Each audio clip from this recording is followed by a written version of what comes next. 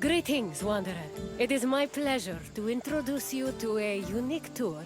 One that won't take you to impressive landmarks or famous battle sites, but through a typical Athenian home.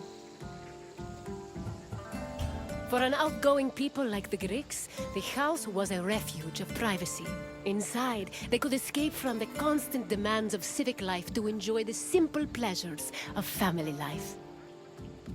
Look for me when you are done, and we can discuss the things you've seen. Farewell for now.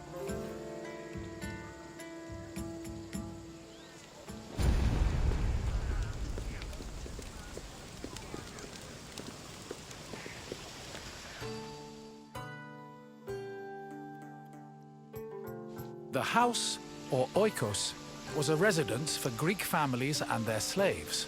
Contrary to modern houses, which look outward, the Greek household was built to look inward on a courtyard. The courtyard was the house's central fixture. It was the building's main source of daylight, and also the location of religious altars dedicated to worship. The building itself was made up of familiar accommodations, including bedrooms, storage rooms, a kitchen, and a living room. Women were generally in charge of tending to the home, which in Greece was called oikonomia, a term that inspired the modern word economy.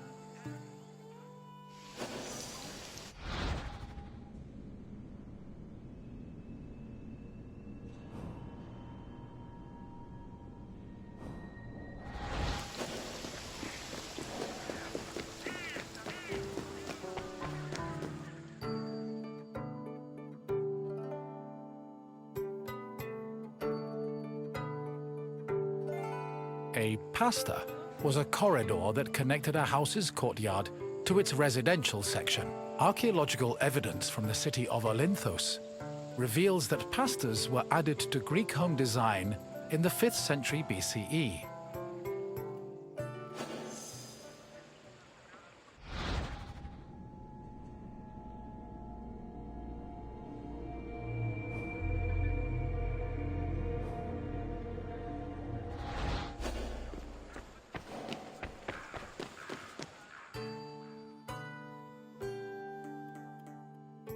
Greeks had no qualms about combining their work and their private lives, and many of them worked from home. Artisans like blacksmiths, sculptors, and potters often had workshops in their houses. Some even operated small stores to sell their work. Similarly, doctors were known to treat patients in special offices located in their homes.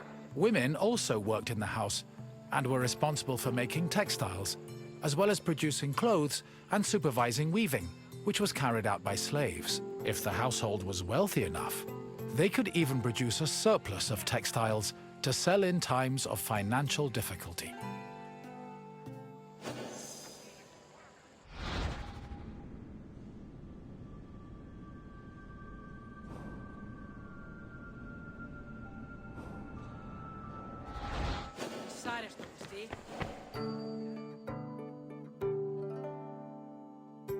The inner courtyard was the nexus of the house. Functionally, it allowed air to circulate and also provided access to most of the rooms. It also sometimes housed a well or a cistern that collected rainwater. In the center of the courtyard was an altar to Zeus Hercules, who served as the protector of the household.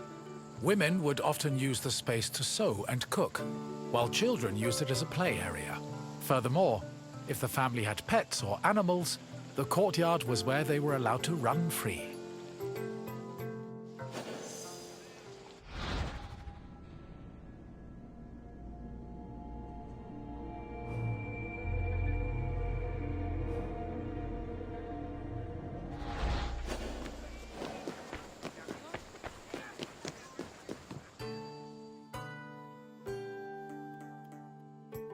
The bathroom was located in the back of the house. Much like today, it was used for cleaning and washing, although the Greeks used chamber pots instead of toilets.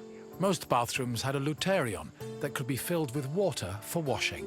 Mirrors, razors, strigils, and sponges could also be found in the bathroom, along with small vases called arebaloi, which were usually filled with perfume or oil.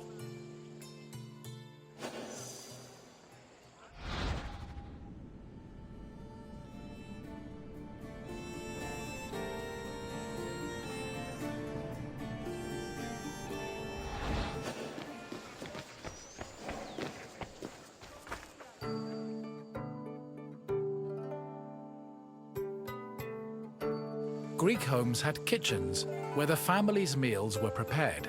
The Greeks did not often eat meat, except during special occasions like banquets or after sacrifices.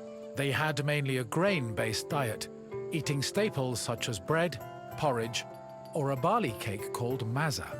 They also occasionally ate poultry, fish, and other seafood, as well as fruits, vegetables, goat milk and cheese, and olive oil. Food was cooked on a tripod, or sometimes in a klibanos, which was a sort of mobile oven. Other cooking implements included braziers, mortars and pestles, a spit to hold food over a fire, platters, and frying pans. The family also used the kitchen to store food in containers called pithoi.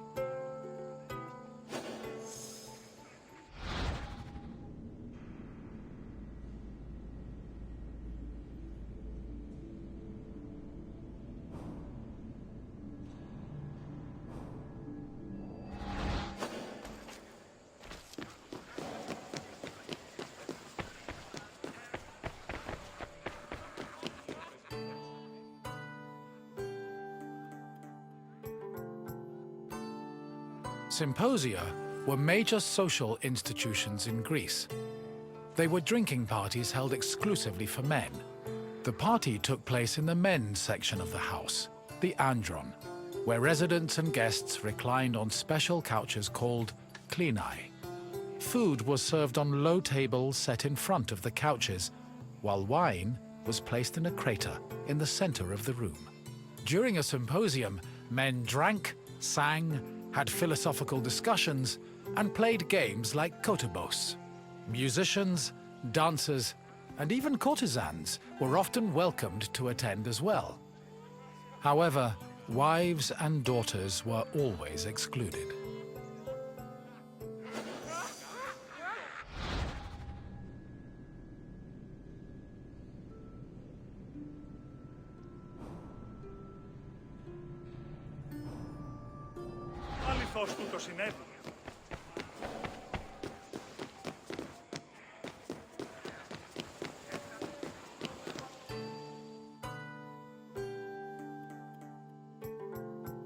The Pyrgos, or upper stories, was the women's quarter of the house, where they could pursue their activities and observe the city without being seen themselves. The rooftops were also used in a special rite called the Adonia, a private celebration held in honor of Adonis, which was reserved for women. At the beginning of spring, women filled terracotta pots with soil and lettuce seeds, then climbed a ladder to place the pots on the rooftop. These pots served as the women's very own Gardens of Adonis.